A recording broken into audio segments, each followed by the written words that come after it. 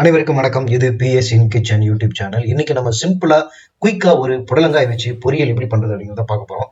அதுக்கு ஒரு பச்சை பட்டாணியை ஒரு 4-5 ஹவர்ஸ் பிஃபோரா நம்ம நல்லா ஊற வச்சு ரெடியா எடுத்து வச்சிருக்கோம்.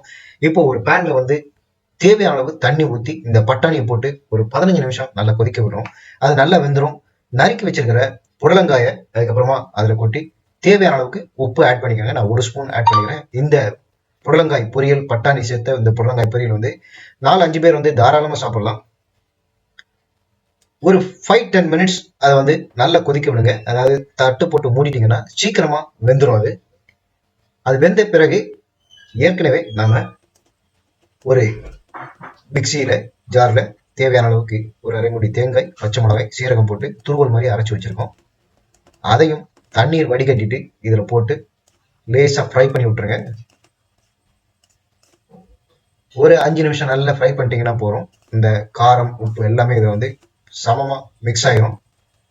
இப்போ தனியா ஒரு பாத்திரத்துல ஷிஃப்ட் பண்ணிட்டு இதுல கடுகு, உளுத்தம் பருப்பு, கடலை பருப்பு போட்டு தாளிச்சு கொட்டிடுங்க. பெருங்காயத்தோட ஆட் பண்ணிட்டீங்க அப்படின்னா இந்த புடலங்காய் பட்டாணி சேர்த்த பொரியல் செம டேஸ்டா இருக்கும்.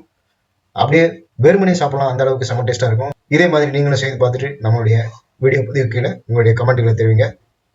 வீடியோ பிடிச்சிருந்தா லைக் பண்ணுங்க, எல்லாருக்கும் ஷேர் பண்ணுங்க. மறக்காம நம்ம பிஎஸ் இன் கிச்சன் யூடியூப் சேனலுக்கு சப்ஸ்கிரைப் பண்ணுங்க. நன்றி.